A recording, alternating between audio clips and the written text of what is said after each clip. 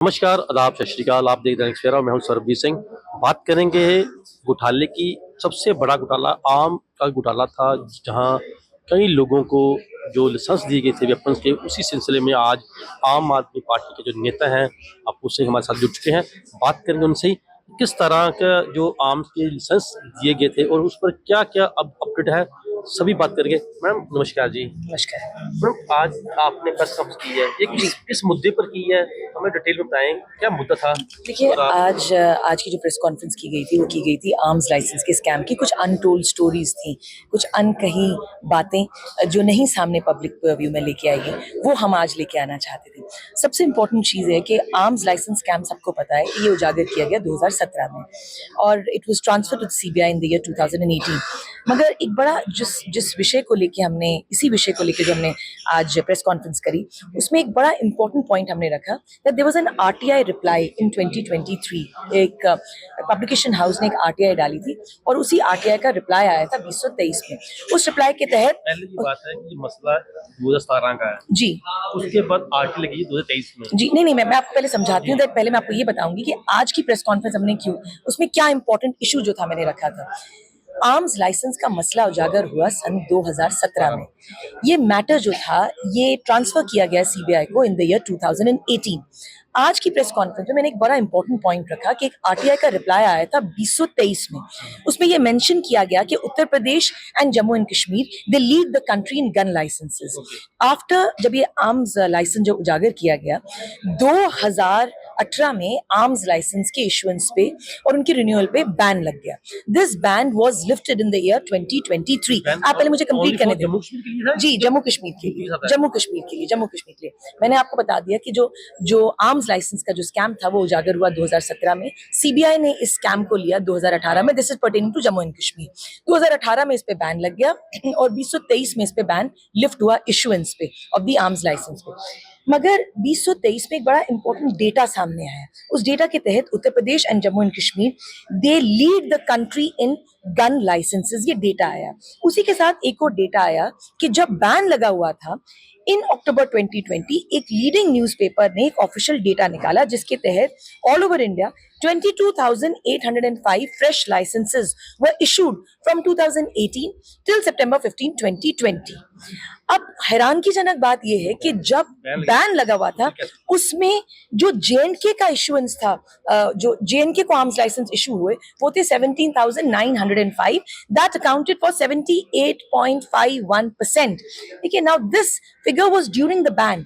तो अब क्या एलजी प्रशासन लोगों को ये समझाएगा कि ड्यूरिंग द बैन प्रोसेस में, जो ड्यूरिंग द बैन ईयर्स आपने जो ये आर्म्स लाइसेंस है किस ढंग से इशू हुए। देखिए, ये जो पूरी कहानी है, ये कहना गलत नहीं होगा दैट आर्म्स लाइसेंसिंग जो स्कैम है, it is one of the largest arms licensing scam in the country.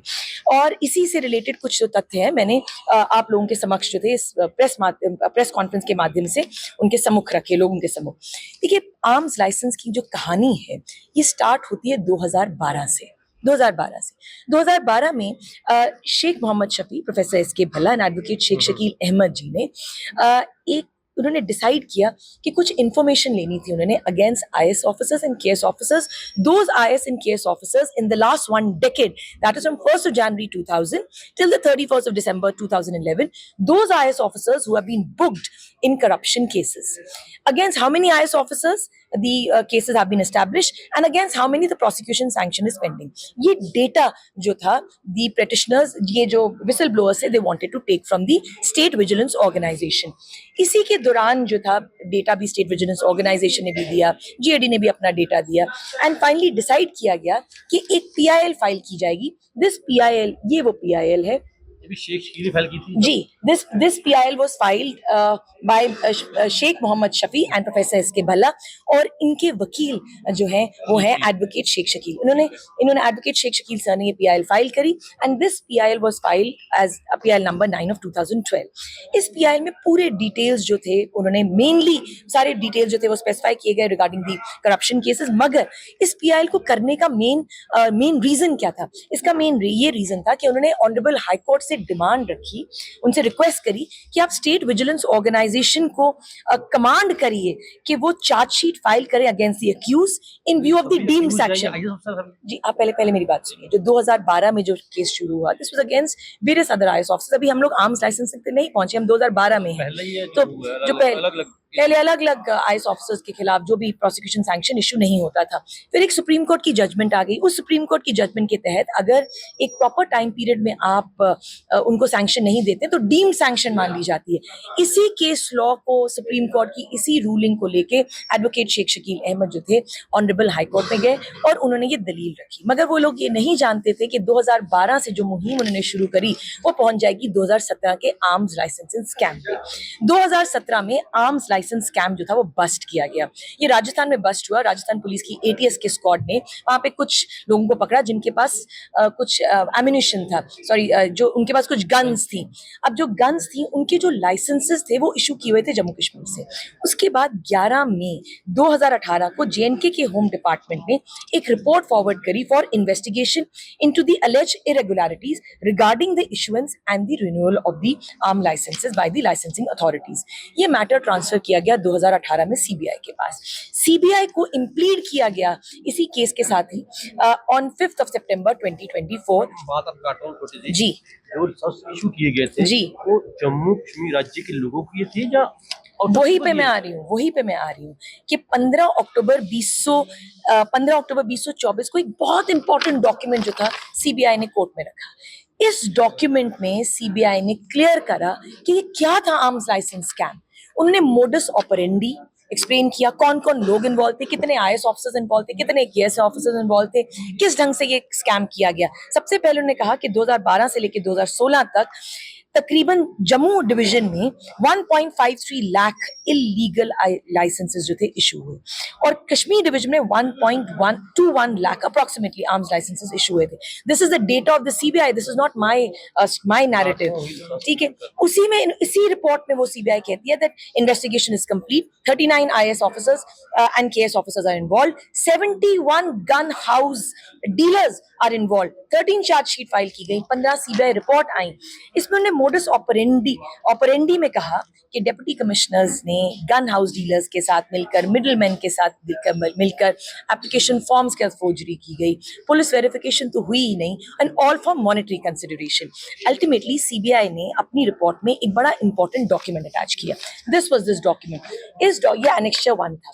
इस डॉक्यूमेंट में उन्होंने जितनी भी प्रोसिक्यूशन पेंडिंग, जितने भी आईएएस एंड केएस ऑफिसर्स के अगेंस्ट पेंडिंग प्रोसिक्यूशन सैंक्शन है उनके नाम लिए।